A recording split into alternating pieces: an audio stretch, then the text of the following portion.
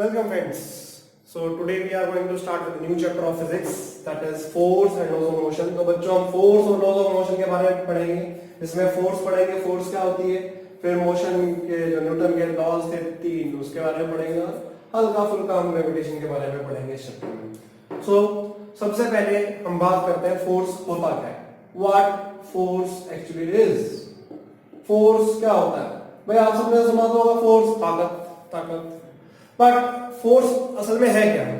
Force is a push और पुल of an object. आप किसी भी चीज के ऊपर फोर्स लगा रहे हो, फोर्स का मतलब क्या है? इट इज एक्सटर्नल एफर्ट जो कि क्या करता है, पुश करेगा या फिर पुल करेगा.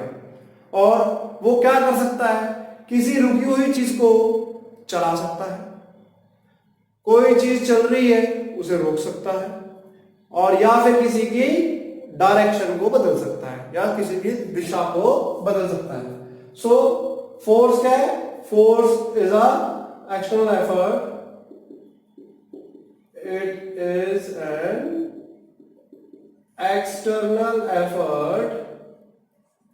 ठीक है जी, it is an external effort which push और पुल. पुश और पुल की फॉर्म में क्या कर सकता है? It can change the state of rest. ठीक है जी, मोशन और डायरेक्शन. ये हमारे पास ये तीनों काम कर सकता है. क्या? It can change the state of rest, motion या फिर डायरेक्शन. ठीक है, तो फोर्स देखा जाए तो फोर्स को हम दो कैटेगरी में बांट देते हैं, right? Contact forces and non contact forces. Contact force कौन सी होती है? जो सरफेस में टच के साथ रहेगा, किसी चीज के टच में है, उसको हम क्या कहेंगे? कॉन्टैक्ट फोर्स कहेंगे. और नॉन कॉन्टैक्ट कौन सी होगी? जो किसी के टच में नहीं होगी. नॉन कॉन्टैक्ट फोर्स कौन सी है? Gravitational force, then magnetic force and then electrostatic force. Right, ये हमारे पास क्या है? Non contact forces. Contact force कौन सी हो सकती है? फोर्स ऑफ फ्रिक्शन, फ्रिक्शन की फोर्स हो सकती है. Then tension in the string,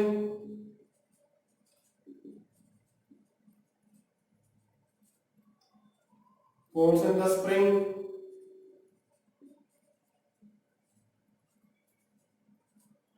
collision,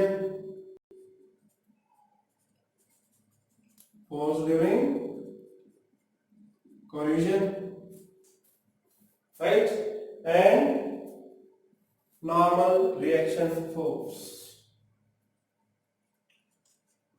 Normal reaction force. ठीक है बच्चे? सो सबसे पहले हम बात करते हैं कॉन्टैक्ट फोर्स की, फिर बात करेंगे नॉन कॉन्टैक्ट फोर्स की. सो सबसे पहले force of friction. Force of friction क्या है? सपोज मैं, ये बोर्ड है, इस बोर्ड के ऊपर मैं इस मार्कर को पुल कर रहा हूं, पुश कर रहा हूं या फिर पुल कर रहा हूं.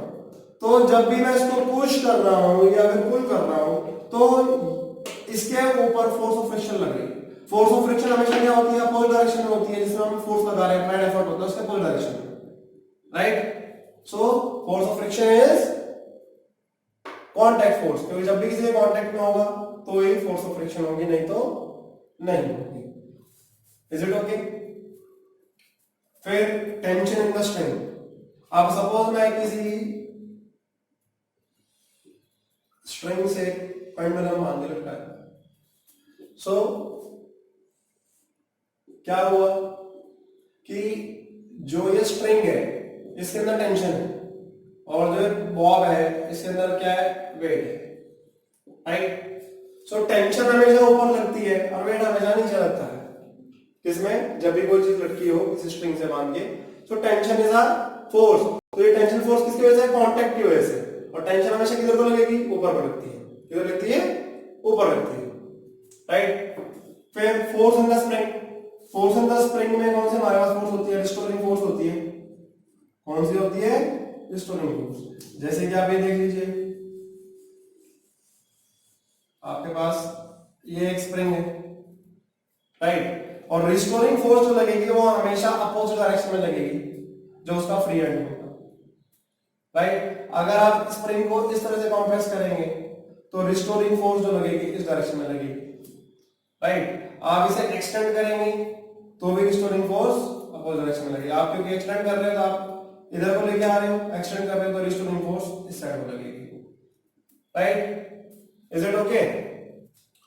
फिर force during collision. Force during collision का मतलब क्या है कि दो ऑब्जेक्ट, सपोज ये एक ए है और ये बी है, ठीक है। सपोज ये दोनों एक दूसरे की तरफ आ रहे हैं, ये ए इसकी तरफ भाग रहा है और बी इसकी तरफ भाग रहा है। अब सपोज ए और बी दो लड़के हैं, दोनों लड़के भाग रहे हैं, ठीक है, अपने अपनी साइड में चल रहे थे। बट बी को क्या दिखा? बी को कुछ डिस्ट्रैक्शन दिख गई। अब डिस्ट्रैक्शन दिख गई तो उसका ध्यान भटक गया। अब ध्यान भटक गया तो ये क्या किया? सीधा जाके इसमें टकरा गया। अब टकरा गया तो जब टकराएगा तो ए बी के ऊपर फोर्स लगाएगा, ए बी के ऊपर फोर्स लगाएगा और बी ए के ऊपर लगाएगा, और उसके टकराने के बाद ये अपोजिट इस तरह से चले जाएंगे। वो डिपेंड करता है, अलग अलग केस होते हैं इसके कोलिजन में भी, कि वो सेम डायरेक्शन में जा रहे हैं कि अपोजिट में जा रहे हैं, ये डिपेंड करता है, ठीक है बच्चे। Normal reaction force, normal reaction force क्या है कि सपोज मैं कोई भी चीज अपने हाथ में रख लेता हूं, जैसे कि मेरे पास ये मार्कर है, राइट। अब ये मार्कर रखे हैं तो जो ये वेट है मार्कर का वो तो नीचे लग रहा है, और जो रिएक्शन फोर्स दे रहा है वो पाम को कहां दे रहा है? ऊपर की तरफ दे रहा है। That is the reaction force. Is it okay? So force जो थे हमारे पास, कॉन्टैक्ट फोर्स, ये सारे टाइप्स के थे। इसके बाद हमारे पास आता है non contact forces. Non contact forces कौन सी होती हैं? जो कि किसी के कांटेक्ट में नहीं होती है बट फिर भी वो फोर्स एक्सर्ट करते हैं, राइट। सबसे पहले gravitational force. Gravitational force is the attractive force. It is the attractive force. It is always attractive in nature. Always पूछ लेते हैं आपसे कौन सी ऐसी फोर्स है जो हमेशा अट्रैक्टिव होती है? इट इज ग्रेविटेशनल फोर्स, जो कि किसी भी चीज को बाइंड करके रखती है। अब हमारे अर्थ के ऊपर टाइड्स आती हैं, हाई टाइड और नीप टाइड। तो ये टाइड्स जो आती हैं, लहरें, ज्वार भाटा जिसे कहते हैं हिंदी में, तो वो किसकी वजह से आती हैं? It is due to the gravitational force between the earth and the moon, right. Gravitational force है, हर चीज एक दूसरे को खींचती है। हम धरती को अपनी तरफ खींच रहे हैं, धरती हमें अपनी तरफ खींच रही है, बट हमारा मास जो है एकदम नेग्लिजिबल है, इसलिए हमें उसका इफेक्ट फील नहीं होता है, अर्थ हमें अट्रैक्ट कर लेती है, ठीक है बच्चे। फिर मैग्नेटिक फोर्स। मैग्नेटिक फोर्स किस में होती है? मैग्नेटिक मटेरियल्स में होती है। जैसे कि आपके पास मैग्नेट है, अब मैग्नेट है तो मैग्नेट के पास दो पोल होंगे, जैसे दो बार मैग्नेट ले लेते हैं, ये नॉर्थ पोल है, ये साउथ पोल है, और सपोज ये नॉर्थ पोल है और ये साउथ पोल है। सो जब मैं ये दो पीस ऑफ मैग्नेट को पास में लेके आऊंगा तो ये क्या करेंगे? अट्रैक्ट करेंगे। Opposite pole attract each other, right. Same pole repel each other. बच्चों याद कैसे रहेगा? ये धरती का नियम है, कोई भी जो है हमेशा अपोजिट के पास अट्रैक्ट होता है, राइट। मेल फीमेल के पास, फीमेल मेल के पास, राइट। इसी तरह से हमारे जो पोल्स होते हैं, नॉर्थ पोल साउथ पोल, तो साउथ नॉर्थ के पास अट्रैक्ट होगा, नॉर्थ साउथ के पास होगा, और अगर सेम पोल आएंगे तो वो क्या करेंगे? रिपेल करेंगे। क्या करेंगे? Repel, right. फिर इलेक्ट्रोस्टैटिक फोर्स जो होती है वो किसकी वजह से होती है? चार्जेस की वजह से होती है। अब charge, the force due to the presence of charges. Electrostatic force, electrons जो चार्ज होते हैं उसकी वजह से जब फोर्स आती है उसको इलेक्ट्रोस्टैटिक फोर्स कहते हैं। अब इलेक्ट्रोस्टैटिक फोर्स में हमारे पास पॉजिटिव चार्ज होता है और नेगेटिव चार्ज। अब चार्ज बन जाता है, बचपन में बहुत खेले होंगे, राइट? जादू है, जादू है, क्या करते थे? स्केल लिया, बालों में भड़ भड़ भड़ भड़ भड़ रगड़ा और बाद में पेपर में लगा दिया और वो पेपर चिपक गया उसको, देखो जादू हो गया। बचपन में ही कहते थे। बट होता क्या है कि whenever we rub a scale on our hair, it gets charged। तो जब भी हम हेयर के ऊपर उसको रगड़ेंगे तो उसको वजह से चार्ज आ जाएगा। अब चार्ज आएगा तो क्या करता है? चार्ज हो जाएगा। अब चार्ज होगा तो अपोजिट चार्ज क्या करता है? अट्रैक्ट करता है। और सेम चार्ज क्या करता है? रिपेल करता है। जैसे कि हमारे पास मैग्नेटिक फोर्सेस होती हैं, ऐसे ही इलेक्ट्रोस्टैटिक फोर्स होती हैं। इलेक्ट्रोस्टैटिक फोर्स भी क्या होती है? अट्रैक्टिव भी हो सकती हैं, रिपल्सिव भी हो सकती हैं। Magnetic and electrostatic force may be attractive और रिपल्सिव इन नेचर। ठीक है जी, दोनों की दोनों फोर्सेस अट्रैक्टिव भी हो सकती हैं और रिपल्सिव भी हो सकती हैं। अब पॉजिटिव, अगर एक पॉजिटिव और दूसरे पॉजिटिव बॉडी को हम पास में लाएंगे तो ये क्या होगा? रिपेल करेगी। क्या करेगी? रिपेल, दूर जाएगी। और सपोज आपके पास एक पॉजिटिव बॉडी है और एक नेगेटिव बॉडी है, इनको हम पास में लेके आएंगे तो ये चिपक जाएंगे, एक दूसरे के गले लग जाएंगे। गले लगने से क्या होता है? मजा सा आता है, तो इनको भी मजा आएगा चार्जेस को, ये भी क्या करेंगे? चिपक जाएंगे। अपोजिट है भाई, अपोजिट ही चिपकता है, सेम नहीं चिपकता कभी भी। ठीक है भाई? So point to be noted कि हमारे पास जो नॉन कॉन्टैक्ट फोर्स है उसमें ग्रेविटेशनल फोर्स हमेशा अट्रैक्टिव, हमेशा खींचेगी, जबकि मैग्नेटिक और इलेक्ट्रोस्टैटिक वो रिपल्सिव भी हो सकती है और अट्रैक्टिव भी हो सकती है। और जितनी भी नॉन कॉन्टैक्ट फोर्सेस हैं वो इनवर्सली प्रोपोर्शनल है to the square of the distance. क्या है? मींस जितना ज्यादा डिस्टेंस होगा उतनी फोर्स कम होगी, जितना डिस्टेंस कम होगा उतनी फोर्स ज्यादा होगी। अब एक मैग्नेट हमने इधर रख दी और एक इधर इतनी दूर रख दी, फोर्स क्या होगी? बहुत ही नेग्लिजिबल होगी। और एक मैग्नेट का यहां पर है और एक मैग्नेट यहां पर है, अब ये क्या होगा? डिस्टेंस कम है तो क्या होगा? फोर्स ज्यादा होगी, जल्दी चिपकेगा। Is it okay? सो बेटा ये था हमारे पास फोर्स का ऊपर टॉपिक था, राइट? अब फोर्स जो होता है इसको हम सेकेंड लॉ ऑफ मोशन में भी पढ़ेंगे, राइट? तो सबसे पहले अब हम बात करते हैं न्यूटन के लॉज की। सो लॉज ऑफ मोशन कितने हमारे पास है? Newton first law, second law and third law. So Newton के जो लॉज थे, अब लोग बात परेशान है भाई फिजिक्स क्यों बन गई, या न्यूटन ना होता तो ना होता। भाई अगर फिजिक्स ना होती तो दुनिया भी ना होती, फिजिक्स है तो सब कुछ चल रहा है। तो न्यूटन भाई साहब ने, जो न्यूटन साइंटिस्ट है, उन्होंने नियम दिए भाई, 3 लॉ दिए। पहला लॉ जो है उसको क्या कहा जाता है? Law of inertia. क्या कहा जाता है? Law of inertia. पहले हम इसकी बात करेंगे, फिर इसकी करेंगे, फिर इसकी करेंगे। सो लॉ ऑफ इनर्शिया कहते हैं। तो अब इनर्शिया है क्या? What is inertia? Inertia is a tendency to resist change in the state of rest or motion.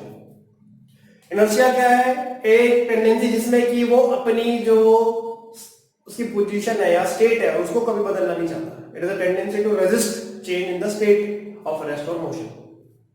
Right? मतलब जिस स्थिति में है उसी स्थिति में रहेगा, राइट? उसको हम क्या कहते हैं? इनर्शिया कहते हैं। So inertia is a tendency to resist the change in the state of rest or motion, right? So law of inertia क्या कहता है? law of inertia ये कहता है कि जब भी कोई भी ऑब्जेक्ट वो अपनी स्टेट ऑफ रेस्ट मोशन नहीं बदलेगा जब तक उसके ऊपर कोई एक्सटर्नल फोर्स ना लगाई जाए। Newton first law state that an object remain in the state of rest or motion until and unless an external force is applied on it. What it states? Newton first law of motion states that an object remains in the state of rest or motion until an external force is applied on it. Right, जब तक हम कोई बाहर से external force नहीं लगाएंगे तब तक उसके अंदर कोई चेंज नहीं आएगा. राइट, उसको हम कहते हैं लॉ ऑफ इनर्शिया. अब लॉ ऑफ इनर्शिया देखा जाए तो ये हमारे पास तीन हिस्सों में बढ़ जाता है. राइट,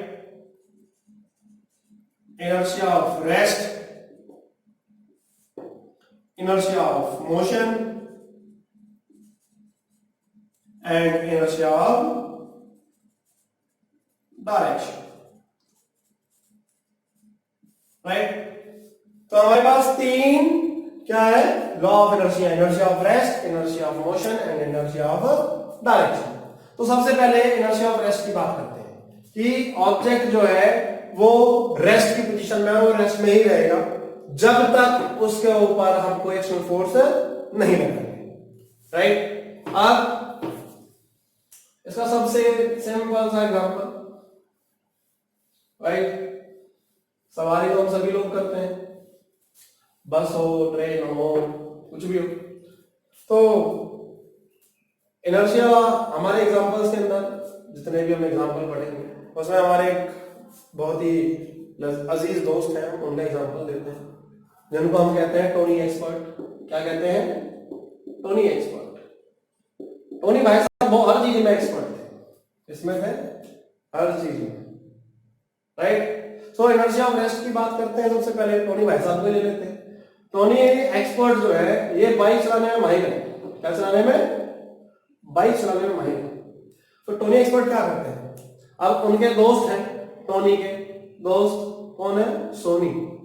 टोनी के दोस्त है सोनी. अब सोनी बोलते हैं कि भैया जी आज हमें हमारे घर पर छोड़ो. तो टोनी भाई साहब बोलते हैं ठीक है भैया बैठो. अब भाई साहब ने बिठा लिया पीछे. अब टोनी भाई साहब जो है एक्सपर्ट, इन्होंने क्या किया? डाला आगे. अब भाई सोनी भाई साहब बेचारे मासूम से सीधे जाते थे और सीधे आराम से बैठे. और टोनी भाई साहब ने सीधा पहला गे और एक्सीलेटर और एकदम से क्लच छोड़ा और अब सोनी भाई साहब जाके नीचे पड़े. ऐसा क्यों हुआ भाई? टोनी भाई साहब ने तो गेयर डाला, टोनी भाई साहब ने हैंडल पकड़ा हुआ था. अब गाड़ी जो है वो मोशन में आ गई और सोनी भाई साहब जो रहे वो रेस्ट में रहे. तो वो इसलिए पीछे को लौट गए. कहां लौट गए? पीछे को. That is inertia of rest. क्या है? Inertia of rest. फिर अब टोनी भाई साहब ने क्या कहा? अभी गिर गए, बड़ा दुखी हुए, गिर के खड़े किया. भाई सोनी भाई साहब को खड़ा करा. अब खड़ा करा, इनके कपड़े गंदे हो गए थे, गिरे तो मिट्टी मिट्टी लग गई सब कमर पे. तो टोनी भाई साहब ने क्या किया? तो सोनी भाई साहब बोले हाँ ये क्या मेरे सारे कपड़े गंदे कर दिए थे. तो टोनी भाई साहब क्या बोले? भाई ठीक है कोई बात नहीं, मैं तेरे कपड़े साफ कर देता हूँ. तो टोनी भाई साहब ने क्या किया? थप्पड़ लिया और कमर पे भड़ा भड़. अब कमर पे जब मारेंगे भाड़ भाड़ भाड़ भाड़ तो क्या होगा? जो डस्ट पार्टिकल्स हैं वो बाहर हो जाएंगे. भाई क्या ऐसा क्यों होता है? क्योंकि आपकी जो बॉडी है ये तो पार्टिकल्स तो आगे मोशन में, जब आप उसने आपको पैक किया और ये मोशन में आ गए और जो डस्ट पार्टिकल थे वो रेस्ट में रह गए, उसकी वजह से वो निकल जाते हैं. राइट, फिर टोनी भाई साहब को ले लेते हैं. अब टोनी भाई साहब मम्मी ने कहा बेटा जी ये कपड़े जो है इन कपड़ों को सुखा के आइए, ऊपर जाइए. तो टोनी भाई साहब गए. अब थोड़ा सा पानी ज्यादा था तो टोनी भाई साहब बहने लगे, कपड़े लेके झटकते थे. अब झटके तो क्या देखा? पानी की ड्रॉपलेट्स बाहर आ रही थी. अब पानी की ड्रॉपलेट्स बाहर आ रही थी तो उसके कारण क्या हुआ? वो ड्रॉपलेट्स बाहर आई किसकी वजह से? इनर्शिया ऑफ रेस्ट की वजह से. क्योंकि कपड़े तो मोशन में आ गए जब ऐसे किया और वो पार्टिकल्स वाटर ड्रॉपलेट्स वो रेस्ट में थे, बाहर आ गए. राइट, फिर टोनी भाई साहब की बात करते हैं। टोनी भाई साहब को आम खाने का बहुत शौक है, जैसे कि अभी गर्मी आ रही है तो पेड़ पे आम भी लगेंगे, तो भाई टोनी भाई साहब क्या करते हैं, पेड़ पे चढ़े। अब वहां तक हाथ तो जा नहीं रहा था, क्या किया, टहनी पकड़ के खाने लगे। अब टहनी हिलाई तो क्या हुआ, पक्का आम बढ़ गए नीचे। अब पका हुआ आम नीचे गिर गया तो वो किसने गिरा, क्योंकि जो टहनी थी, जो ब्रांच थी, वो मोशन में आ गई और वो रेस्ट में इलाज की वजह से नीचे गिर गया। Is it okay? ठीक है बच्चों। फिर जो आपके पास हम बात करते हैं इसकी इनर्शिया ऑफ मोशन। अब इनर्शिया ऑफ मोशन की बात करते हैं तो फिर भाई सोनी और टोनी की बात कर लेते हैं। फिर अब जैसे पहले गिर गए थे सोनी भाई साहब, तो इस बार जो है वो पकड़ के बैठे, बोले कि नहीं हम तो पकड़ के बैठेंगे, अब तो चलानी है। अब टोनी तो है एक्सपर्ट हमारा, अब टोनी भाई साहब एक्सपर्ट है तो क्या किया, बोला ठीक है भाई बैठ, तो चलाया, चले भाई। उस टाइम तो इनर्शिया ऑफ मोशन का कोई दिक्कत नहीं, पड़े नहीं पीछे, हल्का सा पकड़ के बैठे थे कस के। तो उसके बाद अचानक से आगे बिल्ली आ गई। अब बिल्ली आ गई तो टोनी भाई साहब ने मारा फ्रंट ब्रेक। अब टोनी भाई साहब ने मारा फ्रंट ब्रेक तो सोनी भाई साहब भी पीछे से आगे, फिर गिर गए। अब ऐसा क्यों हुआ भाई, पहले हमारी गाड़ी थी मोशन में थी। अब टोनी भाई साहब ने ब्रेक मारा तो गाड़ी रेस्ट। अब भाई सोनी भाई साहब मोशन में ही थे, वो पीछे से ऊपर, समझ में आया भाई। फिर कभी भी जब ट्रेन चलती है, ट्रेन चलेगी तो हम बैकवर्ड जाते हैं, या कोई तो व्हीकल है हम पीछे की डायरेक्शन जाते हैं, वो किसकी वजह से होता है, इनर्शिया ऑफ रेस्ट की वजह से। और जब भी कोई चीज मूविंग ऑब्जेक्ट वो रुकेगा तो उस टाइम क्या आएगा, हम फॉरवर्ड डायरेक्शन में जाएंगे। It is due to inertia of motion. किसकी वजह से होता है ये, इनर्शिया ऑफ मोशन की वजह से होता है। फिर क्या करते हैं, जैसे कि ग्लास टम्बलर ले लेते हैं, राइट, और इसके ऊपर कार्डबोर्ड लगा देते हैं, कार्डबोर्ड पे सिक्का लगाते हैं, जादू दिखाते हैं, जादू मतलब टेक आज तो जादू दिखाएंगे। क्या किया, इसको जो कार्डबोर्ड था इसको पुश किया तो क्या हुआ, कार्डबोर्ड चला गया, सिक्का अंदर ही गिर गया। ऐसा क्यों हुआ, क्योंकि कार्डबोर्ड तो मोशन में आ गया और ये रेस्ट पे रहा, ये क्या कर जाएगा, अंदर गिर जाएगा। कहां गिर जाएगा, अंदर। फिर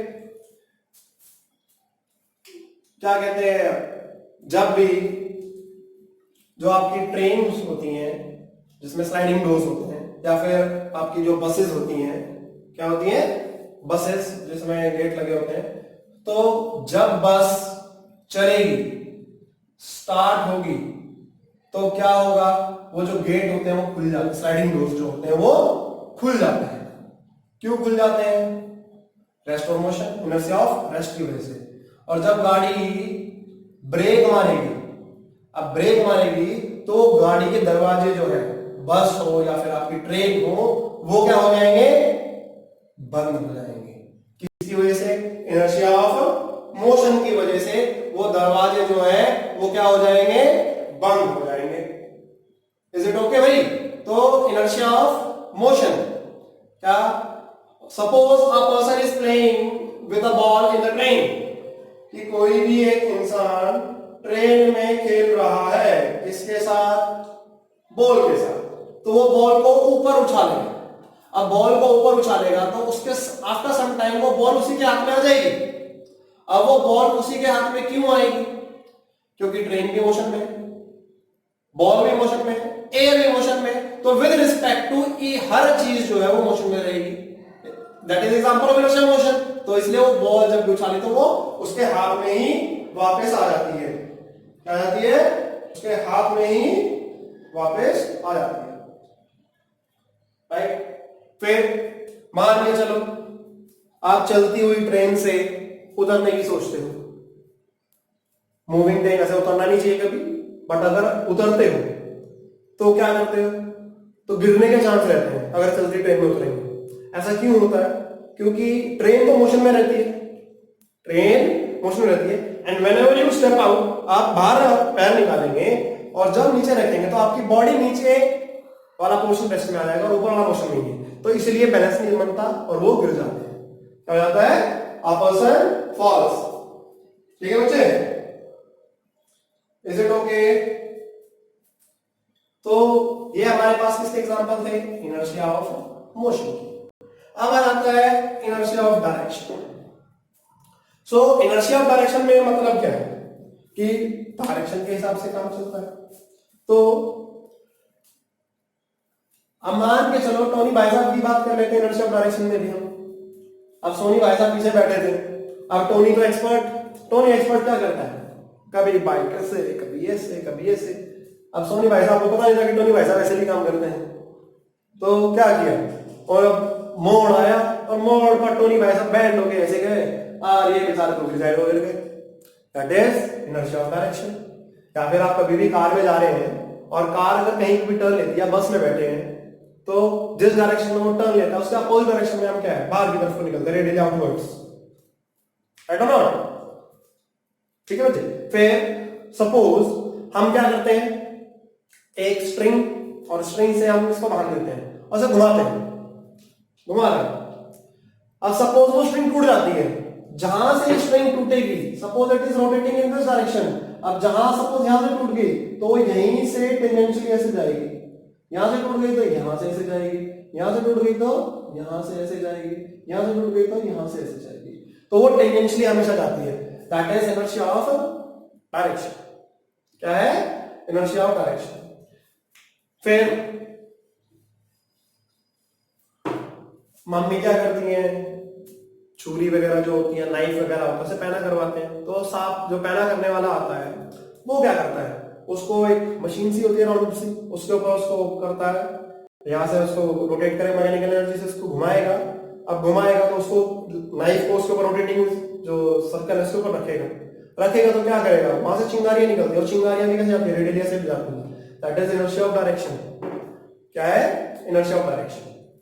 फिर इनर्शिया ऑफ डायरेक्शन में और एग्जांपल क्या है, जैसे आप साइकिल चला रहे हैं, तो भाई भैंसने वाला साइकिल आती है आजकल, जिसमें मडगार्ड नहीं होते। अब मडगार्ड नहीं होते, बच्चे बैठ जाते हैं ऐसे, बैठे अब चला रहे हैं भिड़ाकर। अब मान के चलो बारिश हो गई तो सारा का सारा कीचड़ का पानी, कीचड़ जो है सब ऊपर बैक। तो वो किसकी वजह से होता है कि जब सर्कुलर मोशन में होता है तो टेंजेंशियली वो उसको बाहर फेंकता है। अब बाहर फेंकता है तो कपड़े वगैरह गंदे रहते हैं। इसी चीज से बचाने के लिए जो आपकी गाड़ियां वगैरह होती है, टू व्हीलर्स वगैरह होते हैं, उसमें मडगार्ड लगाया जाता है। अब मडगार्ड क्या करता है, उसके रेडियल फ्लो को कंट्रोल कर लेता है। क्या कर लेता है, रेडियल फ्लो को कंट्रोल कर लेता है। ठीक है बच्चे, तो उसको हम कहते हैं इनर्शिया ऑफ डायरेक्शन के एग्जांपल्स हैं। किसके हैं, इनर्शिया ऑफ डायरेक्शन। अब जिसका मास ज्यादा होगा उसकी इनर्शिया ज्यादा होगी।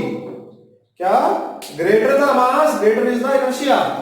जिसका मास ज्यादा है उसकी इनर्शिया भी ज्यादा है। Greater the mass greater is the inertia. अब मान के चलो क्या, अब मैं क्या करता हूं, मैं पहले इस दीवार को जोर लगाता हूं, ठीक है, कोई फर्क नहीं पड़ रहा है, क्यों, मेरे में फोर्स कम है, इसमें एनर्जिया ज्यादा, क्योंकि उसका मास ज्यादा है, राइट।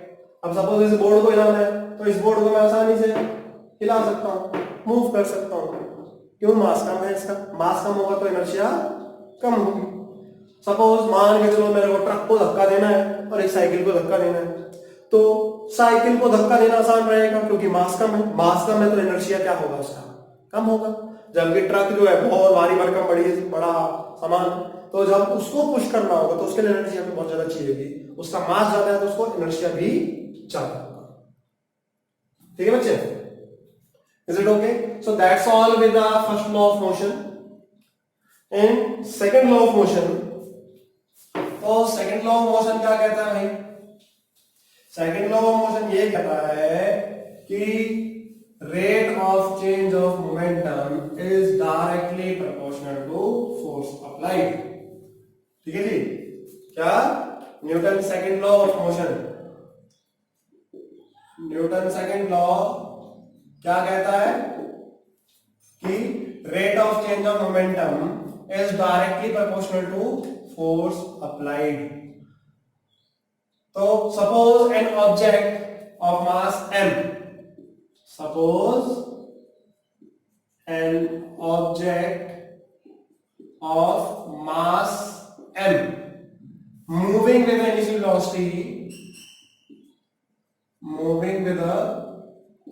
velocity u। मतलब एक ऑब्जेक्ट उसका मास क्या है m है और वो u स्पीड से क्या कर रहा है, चल रहा है। ठीक है जी। After some time it acquires a velocity v, वो v ले लेता है। तो Newton second law of motion क्या कहता है कि force rate of change of momentum जो होगा वो डायरेक्टली प्रोपोर्शनल होगा किसके, फोर्स अप्लाइड के। तो पहले मोमेंटम की बात कर लेते हैं। मोमेंटम क्या होता है? Momentum is, symbol is p, it is a product of mass and velocity। Momentum भी क्या है बच्चे? It is a vector quantity, क्योंकि मास स्केलर है और वेलोसिटी वेक्टर है। अगर एक स्केलर और एक वेक्टर होगा तो हमेशा क्या आता है, हमारे पास वेक्टर आता है। So what is momentum? Momentum is defined as the product of mass and velocity. ठीक है जी। अब अगर मोमेंटम की बात करें तो मोमेंटम की यूनिट क्या आएगी? मास की यूनिट होती है किलोग्राम और वेलोसिटी की होती है मीटर पर सेकंड। तो किलोग्राम मीटर पर second is the SI unit of momentum, right. So अब आते हैं सेकंड लॉ ऑफ मोशन पर हमारे। तो इनिशियल हमारी वेलोसिटी u थी, तो इनिशियल मोमेंटम क्या हुआ उसका? इनिशियल मोमेंटम क्या हुआ? mu, right? After some time t, it acquires a velocity v। तो फाइनल मोमेंटम क्या हुआ? फाइनल मोमेंटम हमारे पास क्या हो गया? mv। अब सेकंड लॉ ऑफ मोशन की स्टेटमेंट क्या कहती है? Force is directly proportional to the rate of change of momentum. तो रेट क्या आएगा मोमेंटम के चेंज का? Rate is equal to mv minus mu upon t to the rate of change of momentum। अब देखो मास कॉमन आ जाएगा, मास common आ गया। अब ये क्या हो गया? v minus u upon t, और ये हमने पिछले चैप्टर में पढ़ा था v minus u upon t क्या होता है? a। तो f is equal to k m a। k is the constant, proportionality constant, और इसकी वैल्यू ऐसे रहती है कि हमारे पास f is equal to ma आता है हमेशा। इट इज एज सच कि k की वैल्यू 1 रहती है। हम कोई भी यूनिट ले लें उसके हिसाब से हमारे पास f is equal to ma आता है। So Newton second law of motion क्या कहता है कि force is directly proportional to the rate of change of momentum. So f is equal to ma। ठीक है बच्चे। अब इसका अगर ग्राफ देखें तो फोर्स डायरेक्टली प्रोपोर्शनल किसके है? Force is directly proportional to mass and force is directly proportional to acceleration. तो देखिए, अगर हम फोर्स और मास को प्लॉट करेंगे तो हमारे पास जो ग्राफ आएगा वो कैसा आएगा? इट विल बी अ क्या आएगा? It will be linear graph. Whenever we plot force and mass it will be a linear graph. ठीक है बच्चे। अब ये लीनियर क्यों है? क्योंकि डायरेक्टली प्रोपोर्शनल है। क्या है? डायरेक्टली प्रोपोर्शनल है। ठीक है बच्चे। अब सपोज हम एक्सेलरेशन और फोर्स को प्लॉट करें।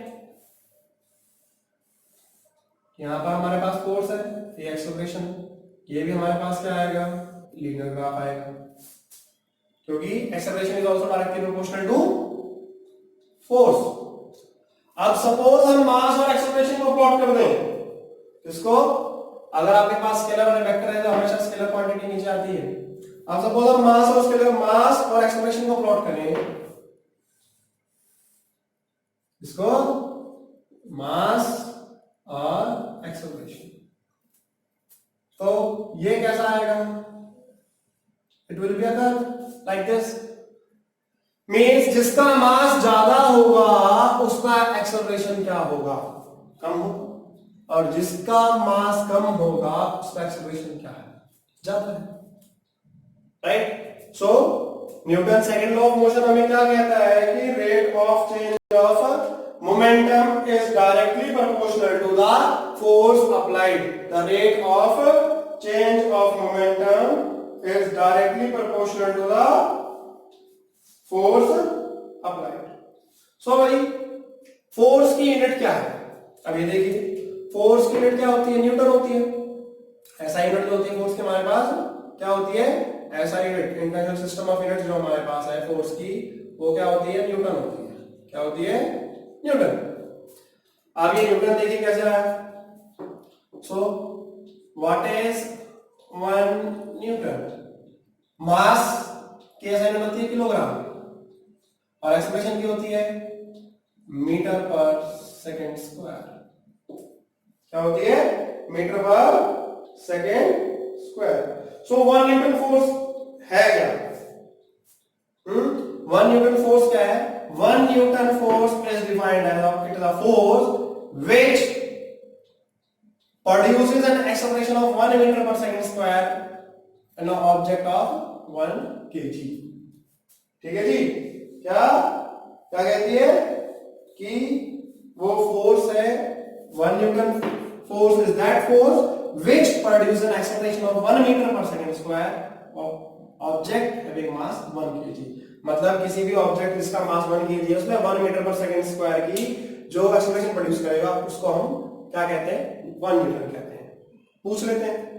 फिर जो आपके पास इसकी सीजीएस यूनिट है, ये पूछ लेते हैं सीजीएस यूनिट। सीजीएस का मतलब क्या है? सी से सेंटीमीटर है, जी से ग्राम है, एस से सेकंड है। ठीक है बच्चों? तो अब ये देखिए, सो आपके पास जो सीजीएस यूनिट है हम क्या कहते हैं? 1 टाइम। सो केजी की जगह के अंदर क्या आएगा? 1 ग्राम, और इसमें क्या आ जाएगा? 1 सेंटीमीटर पर second square. So what is 1 time? 1 time is that force which produces an acceleration of 1 centimeter per second square of a body having mass 1 gram। बेटा फिजिक्स में डेफिनेशन फॉर्मूले से ही बन जाती है, राइट? अब पूछ लेते हैं what is the relation between 1 newton and 1 dyne. Newton और डाइन में क्या रिलेशन है? तो देखिए, केजी को ग्राम में कर देते हैं। अब केजी को ग्राम में करेंगे तो क्या आएगा? 1000 ग्राम, और मीटर पर सेकंड स्क्वायर को सेंटीमीटर पर सेकंड स्क्वायर करेंगे तो क्या आएगा? 100 सेंटीमीटर पर सेकंड स्क्वायर। ये क्या हो गया? 10⁵ ग्राम सेंटीमीटर पर सेकंड स्क्वायर, और ग्राम सेंटीमीटर पर सेकंड स्क्वायर क्या है? Time. So 1 newton is equal to 10⁵ time, right? फिर ये तो हमारे पास कौन सी यूनिट थी? एब्सोल्यूट यूनिट थी। ग्रेविटेशनल यूनिट भी आ जाती है। सो 1 kgf, what is 1 kgf? 1 kgf is the force of gravity on 1 kilogram. So 1 kgf is equal to 9.8 Newton। कितना है? 1 kgf is equal to 9.8 Newton। 1 gram force क्या है? 1 ग्राम फोर्स। तो 1 ग्राम फोर्स क्या होता है? 1 gram force is a force of gravity on 1 gram, that will be 989। कितने होंगे? 989। ठीक है बच्चों? सो ये हमारे पास हो गए इनके रिलेशन और यूनिट्स वगैरह हो गई। इसके बाद जो हमारे पास आता है कि सेकंड लॉ ऑफ मोशन जो है इसके एप्लीकेशंस कहाँ काम आते हैं। तो इससे हम अगर देखें तो इसमें एक छोटा सा कॉन्सेप्ट आता है इम्पल्स का। क्या? इम्पल्स। इम्पल्स क्या है? Impulse is a force. इसका सिंबल इस तरह का होता है। सो impulse is force into time. What is impulse? Impulse is force into time. So impulse is a force which act for a very short duration. क्या? Impulse is a force which act on a very small duration. Right? So impulse भी हम इसको सीधा impulse अगर लिख दें, ठीक है, जो बहुत ही शॉर्ट ड्यूरेशन के लिए काम करता है। अब जितना टाइम कम होगा उतनी फोर्स ज्यादा प्रोड्यूस होगी, जितना टाइम ज्यादा होगा उतनी फोर्स कम प्रोड्यूस होती है। अब इसका एग्जांपल ये न्यूटन सेकंड लॉ के अंदर ही आते हैं इसके एग्जांपल वगैरह। जैसे कि क्या? While playing cricket with a leather ball, जब हम लेदर बॉल से खेलते हैं तो जब हम कैच करते हैं वी लोअर ओवर हैंड, हम अपने हाथ को नीचे लेके आते हैं। क्यों लेके आते हैं? जब या क्रिकेटर देखा होगा वो ऐसे ऐसे करते हैं या फिर ऐसे नीचे लेके आते हैं। क्यों? वो टाइम ऑफ कांटेक्ट को बढ़ाते हैं। अब टाइम ऑफ कांटेक्ट को बढ़ाएंगे तो क्या होगा? चोट कम लगेगी, राइट? फिर देखा होगा जो कांच के चाइना डिश वगैरह बर्तन वगैरह आते हैं वो फूस वगैरह जो स्ट्रॉ होता है उसमें लपेट के आता होगा, अखबार वगैरह में लपेट के आते हैं। किस लिए लेके आते हैं उनको? वो इसलिए लेके आते हैं कि जब अगर वो बाई चांस गिर जाते हैं तो उसके वजह से टाइम ऑफ कांटेक्ट बढ़ जाएगा, और टाइम ऑफ कांटेक्ट बढ़ जाएगा तो वो टूटेगा नहीं, ठीक है जी, या फिर डैमेज को कम रोकेगा, डैमेज जो है उसको कम करेगा। अब सपोज हम क्या करते हैं, एक सीमेंटेड फ्लोर है और एक हमारे पास रेत का टीला है, राइट, और हमें बोल देते हैं कि भैया आपको कूदना है, ठीक है जी। अब हम कूदे, अब कूदे तो एक तो हम टीले में कूद गए, हम तो टीले पे कूद गए, हम टीले पे कूदे तो हमें चोट नहीं लगी, और एक दूसरे भाई साहब थे वो आए भाग कर और वो सीधा सीमेंट फ्लोर पे टूट गए, उनका पैर फ्रैक्चर हो गया। पैर फ्रैक्चर क्यों हो गया भाई? आप रेत के टीले पे कूदे तो रेत के टीले पे कूदे तो क्या हुआ? टाइम ऑफ कांटेक्ट बढ़ गया क्योंकि धंसता है और उसकी वजह से चोट नहीं लगी। जबकि अगर सीमेंटेड फ्लोर पे कूदेंगे तो टाइम ऑफ कांटेक्ट क्या होता है? बहुत ही कम होता है, सीधा भाड़ जैसी, और वो फ्रैक्चर हो जाता है। Is it okay? फिर आपने देखा वो जो कराटे वाले जो होते हैं, जो कराटे खेलते हैं, वो क्या करते हैं? वो हाथ को बहुत तेजी से लेके आएंगे और बस हल्का सा टच करते हैं और ले जाते हैं। तो वो क्या करते हैं? टाइम ऑफ कांटेक्ट को कम करते हैं, जिसके कारण क्या होता है? फोर्स ज्यादा प्रोड्यूस होती है, और फोर्स ज्यादा प्रोड्यूस होती है इसकी वजह से वो आसानी से टूट जाते हैं। क्या कर जाते हैं? आसानी से टूट जाते हैं। फिर अब सपोज दो ट्रेन आपस में आमने सामने आ रही है और आपस में आके कोलाइड करेंगी। अगर वो कोलाइड करेंगी तो हेड ऑन कोलिजन होगा, तो क्या होगा? टाइम ऑफ कांटेक्ट कम होगा और फोर्स ज्यादा होगी तो डैमेज ज्यादा होता है। क्वेश्चन दे देते हैं कि डैमेज ज्यादा क्यों हुआ? क्योंकि टाइम ऑफ कांटेक्ट जो है वो कम है और फोर्स ज्यादा प्रोड्यूस होती है, इसकी वजह से क्या लगता है? चोट लग जाती है। क्या लग जाती है? सो इंपल्स क्या है? Impulse is a force, impulse is a force जो कि शॉर्ट ड्यूरेशन के लिए या फिर ज्यादा ड्यूरेशन के लिए काम कर सकती है। सो या फिर हम कह सकते हैं impulse is a total effect of the force. What is impulse? Impulse is a total effect of the force, right और नॉट? तो हम इसे कह सकते हैं F into T is equal to P2 minus P1, right और not? जैसे कि हमने अभी किया था F is equal to mv minus mu upon T, so F into T is equal to delta P, right or not? क्या है? So it is also change in momentum. क्या है? तो चेंज इन मोमेंटम भी है। फिर जो आपकी रेल बोगीज वगैरह होती हैं उसको शंट करके रखते हैं, मींस बीच में आपके पास क्या रहता है? बोगी होती है, उसके अंदर आप गए होंगे मेट्रो वगैरह के अंदर, तो वहां पे कैबिन बीच में रबर सीट ट्यूब का वो होता है, तो रबर ट्यूब जो रबर से वो पूरा शंटिंग करके रखते हैं, इसलिए होता है ताकि मोमेंटम बराबर मिले उसे। इज इट ओके बच्चों?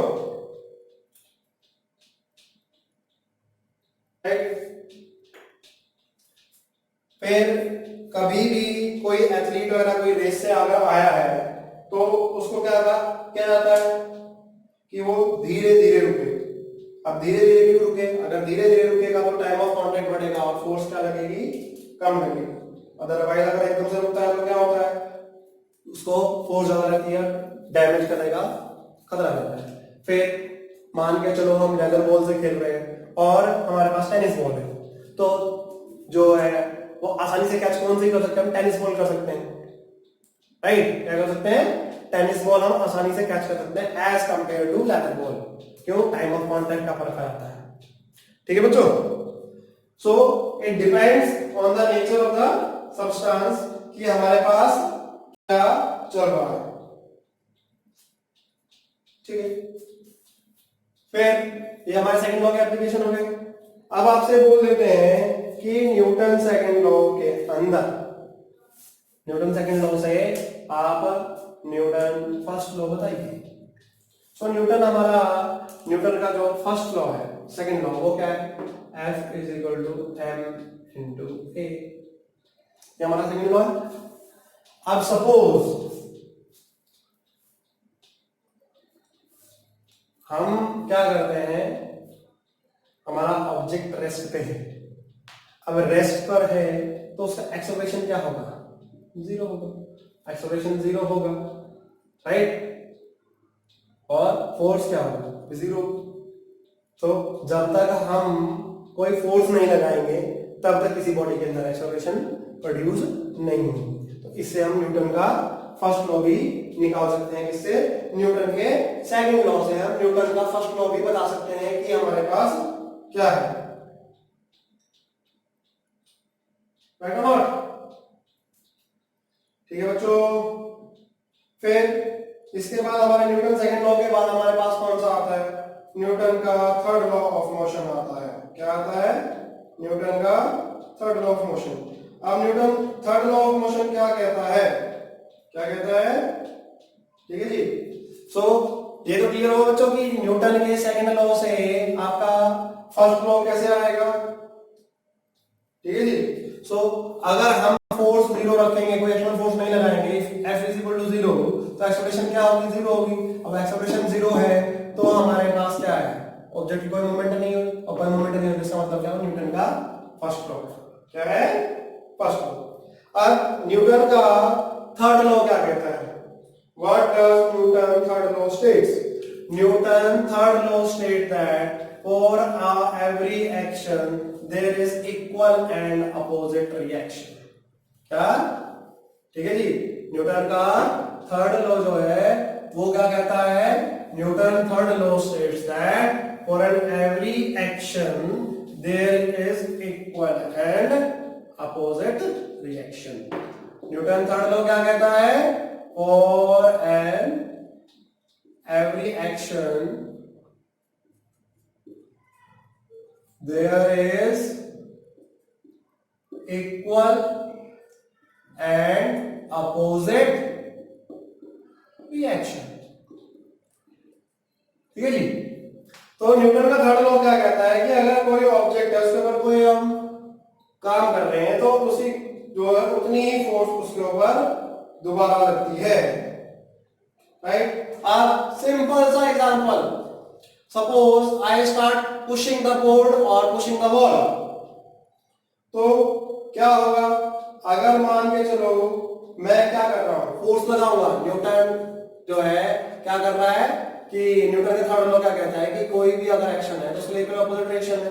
अब सपोज मैं इसे पुश कर रहा हूं, व्हेन आई एम पुशिंग तो उतनी फोर्स मेरे पे लग रही है and I am rebounding it, right? Suppose हम किसी बॉल से खेल रहे हैं and I strike the ball on the wall, अब दीवार में मारूंगा तो दीवार से टकरा के वापस आएगी। क्या होगा?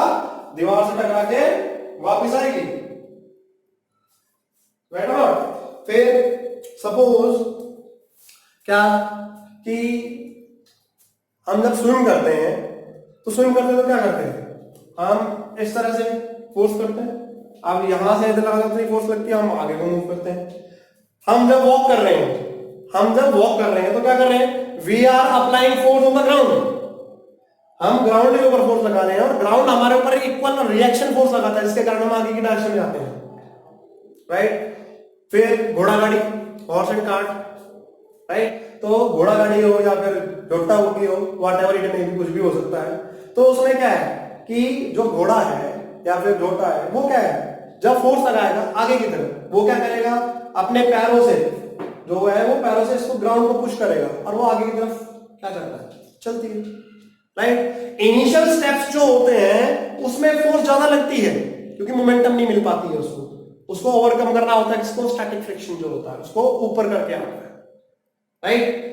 फिर जो आपके पास क्या कहते हैं, फायरिंग ऑफ गन, जब हम गन से फायर करते हैं और फायर करेंगे तो क्या होगा, जो आपके पास बुलेट है वो तो आगे निकल जाएगी और गन जो है वो रिकॉइल करती है। तो कभी भी जो आपकी राइफल्स वगैरह होती है उसको एक आ जाता है, उसको बॉडी से कंधे से टच कर फिर करना चाहिए, वो मास ज्यादा हो जाता है तो कंधा डैमेज होने के चांस कम होते हैं। फिर upthrust provide by the burning of the fuel in the rocket, जब रॉकेट को जलाएंगे और फ्यूल होता है तो अपथ्रस्ट मिलता है उसे, रॉकेट ऊपर जाता है और जो बर्निंग गैसेस है वो एस्केप वेलोसिटी से नीचे की तरफ, वो नीचे एस्केपिंग गैस से नीचे भागती है, तो वो equal and opposite reaction force होती है। क्या होती है, फिर whenever we step out of a boat, हम बोट से बाहर निकलेंगे तो हम आगे को स्टेप करेंगे और बोट किधर को जाएगी, पीछे को जाएगी। It is also example of action and reaction force. इसका एग्जाम्पल है एक्शन और रिएक्शन फोर्स का एग्जाम्पल क्या है कि जब हम क्या कर रहे हैं, नाव से उतरेंगे, अब नाव से उतरेंगे तो क्या होगा कि हमारे ऊपर क्या लगेगी, फोर्स लगे, हम जो है फोर्स लगाएंगे सरफेस पर, वो किधर को जाएगा, पीछे को जाएगा, नाव पीछे को जाएगी और हम आगे को जाएंगे, राइट। फिर मान के चलो हम कोई भी चीज सरफेस पे रखी है, जैसे मैंने आपको बताया था कौन सा रिएक्शन फोर्स में बताया था, कांटेक्ट फोर्स में आता है कि हम सरफेस पे ऐसे रखें, अब रखे हैं तो ये मास नीचे को एक्सर्ट करना है और रिएक्शन फोर्स कहां लग रही है, ऊपर को लग रही है, so that is also example of that. ठीक है बच्चे, ठीक है। अब मान के चलो कि हम किसी भी फ्रिक्शनलेस सरफेस पे छोड़ दिया जाए, क्वेश्चन पूछ लेते हैं कि हमें किसी फ्रिक्शनलेस सरफेस पे छोड़ दें, फ्रिक्शनलेस का मतलब कुछ भी नहीं है, चलना है मुश्किल है, अब हमें किसी डायरेक्शन में जाना है तो हम क्या करेंगे, वी कैन जस्ट ब्लो, हम हवा अगर मारेंगे तो जिस डायरेक्शन में जाना है उसका कोई डायरेक्शन में मारा उस डायरेक्शन में हम चले जाएंगे। It is due to the force of friction develop हो जाती है जब हम एयर वगैरह कुछ बाहर करते हैं। ठीक है बच्चे, so that's all for the part of Newton first law, second law and third.